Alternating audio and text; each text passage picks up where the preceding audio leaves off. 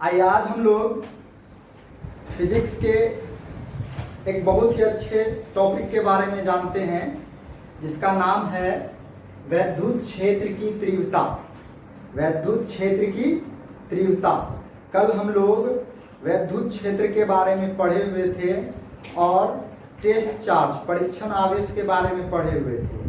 आज हम लोग उन्हीं के प्रयोग से वैद्युत क्षेत्र की तीव्रता के बारे में जानेंगे। वैद्युत क्षेत्र की तीव्रता को इंग्लिश में इलेक्ट्रिक फील्ड इंटेंसिटी के नाम से जाना जाता है। इलेक्ट्रिक फील्ड इंटेंसिटी, ये आपका इलेक्ट्रिक है, फील्ड है, इसको हम लोग इंटेंसिटी बोलते हैं। इलेक्ट्रिक फील्ड इंटेंसिटी होता क्या चीज़ है, इसको समझने का हम लोग कोशिश करते हैं। जैसे हम लोग कल पढ़े थे वैद्युत क्षेत्र के बारे में कि कोई भी पॉइंट चार्ज है या कोई भी वैद्युत आवेश का निकाय है, उनके चारों ओर जो क्षेत्र घिरा होता है उन्हीं क्षेत्र को हम लोग वैद्युत क्षेत्र के नाम से जानते हैं। तो अब यहाँ पे हमको जानना है वैद्युत क्षेत्र की तीव्रता के बारे में, यानी कि वैद्युत क्षेत्र का स्ट्रेंथ। इंटेंसिटी को हम लोग स्ट्रेंथ भी बोलते हैं, जिसका हिंदी मीनिंग शक्ति होता है। यानी कि हम लोग ये जानने का कोशिश कर रहे हैं कि ये जो आपका वैद्युत क्षेत्र है ये कितना शक्तिशाली है, ये किसी भी पॉइंट चार्ज पर कितना ज़्यादा बल लगा सकता है या कितना कम बल लगा सकता है, उसके बारे में हमको यहाँ पर जानना है। तो उसी के बारे में यहाँ पर डिफाइन किया गया है कि अगर किसी वैद्युत क्षेत्र, तो वैद्युत क्षेत्र मतलब कोई भी वैद्युत क्षेत्र हो सकता है, वैद्युत क्षेत्र के किसी बिंदु पर, ये इतना बड़ा हम लोग अभी देखे कि वैद्युत क्षेत्र है, इसके किसी भी बिंदु पर मान लिया गया ये कोई बिंदु है, ठीक है, इस बिंदु पर स्थित प्रति इकाई परीक्षण, क्या बोला गया, प्रति इकाई प्रेक्षण आवेश पर लगने वाला बल को, है ना, जो बल लगता है उसी को हम लोग वैद्युत क्षेत्र की तीव्रता कहते हैं। यानी कि मान लिया गया है कि ये आपका कोई पॉइंट है और यहाँ इस पॉइंट पे कोई आपका टेस्ट चार्ज रखा गया, क्या करने के लिए, वैद्युत क्षेत्र का पता लगाने के लिए। जैसे ही इस पर टेस्ट चार्ज रखा जाता है तो वैद्युत क्षेत्र क्या करता है, इस पर बल आरोपित करता है, क्या करता है, बल लगाता है। तो वही लिखा गया प्रति इकाई प्रेक्षण पर, प्रति इकाई प्रेक्षण पर लगने वाला बल आपका वैद्युत क्षेत्र की तीव्रता के नाम से जाना जाएगा। तो हम लोग सिंपल में यही कह सकते हैं इलेक्ट्रिक फील्ड इंटेंसिटी है क्या चीज, इलेक्ट्रिक फील्ड इंटेंसिटी आपका एक बल ही है। क्या है, बल है जो प्रति इकाई चार्ज यानी प्रति इकाई आवेश पर लगता है। इस पे लगता है, प्रति इकाई आवेश पे लगता है। वो आवेश कहाँ पर होता है, तो किसी वैद्युत क्षेत्र में किसी पॉइंट में किसी बिंदु पर स्थित होता है। तो इलेक्ट्रिक फील्ड इंटेंसिटी है क्या चीज, रियल में एक फोर्स है, बल है, ठीक है, जो आपका प्रति इकाई प्रेक्षण आवेश पर लगता है। हम लोग इसको संकेत में कैसे लिख सकते हैं, तो संकेत में इसको दिखाया गया है कि हम लोग इसको वेक्टर ई लिखेंगे। क्या लिखेंगे, वेक्टर ई। वेक्टर ई मतलब हो गया इलेक्ट्रिक फील्ड इंटेंसिटी, यानी कि वैद्युत क्षेत्र की तीव्रता। कहीं भी आज के बाद अब देखेंगे वेक्टर ई, इसका मतलब हम लोग यही समझेंगे ये क्या चीज है, वैद्युत क्षेत्र की तीव्रता। इसका मतलब है ये बल लगा रहा है किस पे, किसी पॉइंट चार्ज पर, ठीक है। तो आगे मैथमेटिकली हम लोग समझते हैं गणित रूप से क्या होता है। तो लिखा गया है आपका, यदि किसी वैद्युत क्षेत्र में, कोई वैद्युत क्षेत्र है आपका, उस वैद्युत क्षेत्र में किसी बिंदु पर स्थित परीक्षण आवेश Q नोट है, ठीक है, उस वैद्युत क्षेत्र में हम लोग क्या करते हैं, तो Q नोट आवेश को हम लोग रख देते हैं तथा इस पर F, वेक्टर F, ये आपका क्या है, वेक्टर F आरोपित बल हो रहा है, यानी कि बल जो है आरोपित हो रहा है, F बल आरोपित हो रहा है। तो हम लोग परिभाषा से लिखेंगे। परिभाषा में यही बोला गया, इलेक्ट्रिक फील्ड इंटेंसिटी क्या चीज है, तो यह बल है। किस पर, तो प्रति इकाई है ना परीक्षण आवेश पर, प्रति इकाई परीक्षण आवेश पर। ये डिफिनेशन के अनुसार ये आपका फॉर्मूला लिखा गया।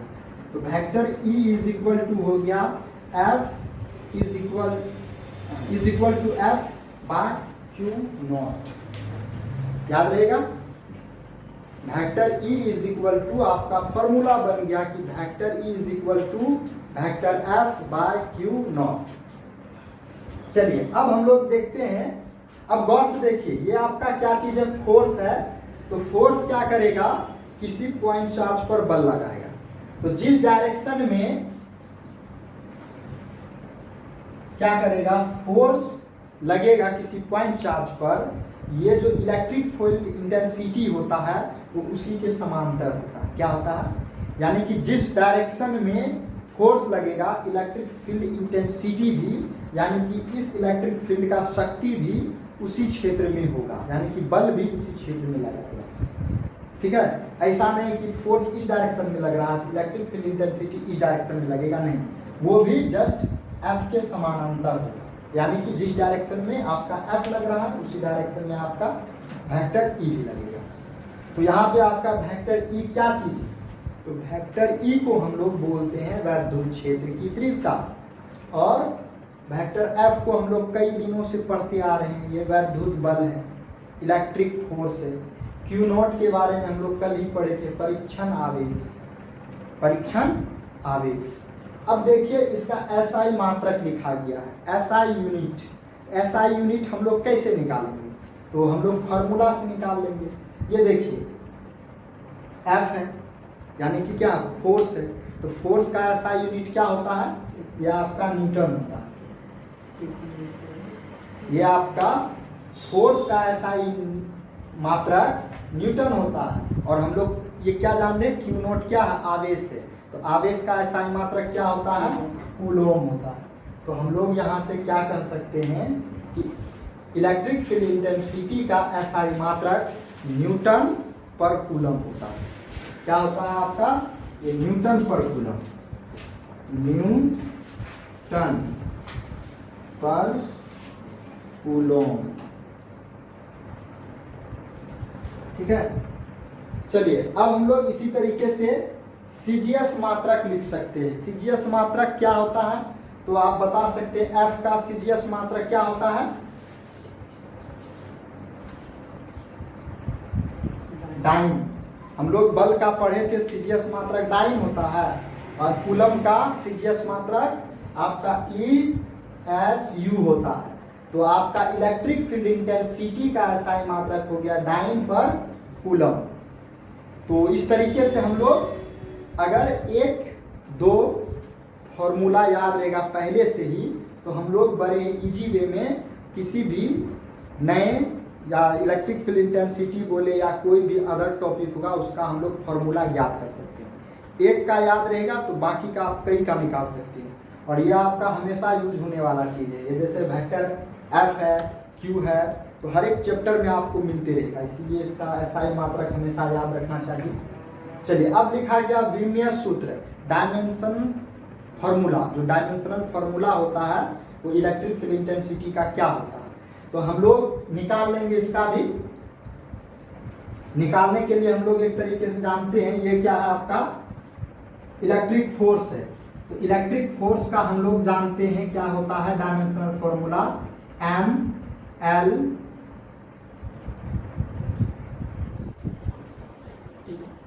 पर टी स्क्वायर होता है। ये आपका किसका होता है, फोर्स का। फोर्स का डायमेंशनल फॉर्मूला ML पर टी स्क्वायर होता है।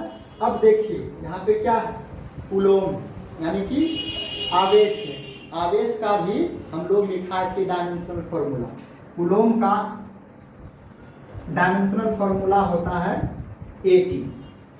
तो अब हम लोग इसको क्या कर देंगे, सिंप्लीफाई कर देंगे।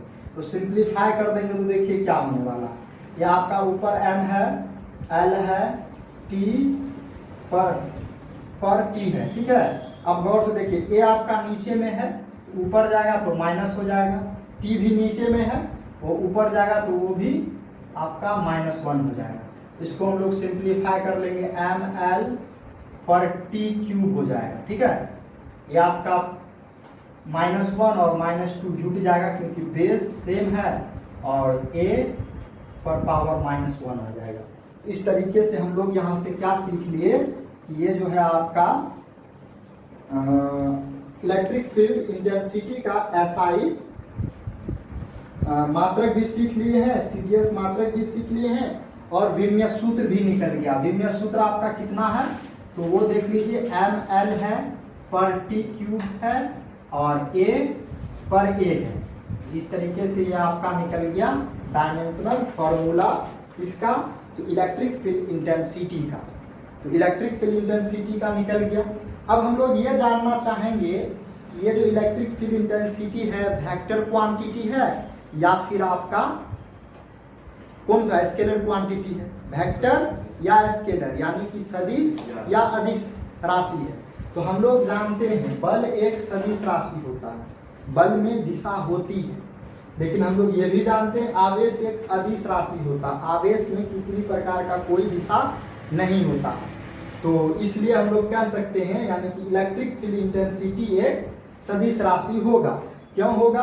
क्योंकि हम लोग जान रहे हैं ये आपका वेक्टर क्वांटिटी ऊपर वाला है, ये आपका क्या है, अदिश क्वांटिटी है। ठीक है, अदिश राशि है। हम लोग किसी भी अदिश से अगर सदिश में भागा देते हैं तो रिजल्टेंट क्या आता है, सदिश राशि ही आता है, यानी कि वेक्टर क्वांटिटी ही आता है। इसलिए लिखा गया है इलेक्ट्रिक फील्ड इंटेंसिटी एक सदिश राशि है, it is a vector quantity. Next हम लोग कल विद्युत क्षेत्र के बारे में पढ़े हुए थे। तो विद्युत क्षेत्र जो होता है उसको दिखाने के लिए विद्युत रेखाओं का इस्तेमाल किया जाता है। तो वही चीज लिखा गया है कि विद्युत क्षेत्र को विद्युत रेखाओं के द्वारा दर्शाया जाता है।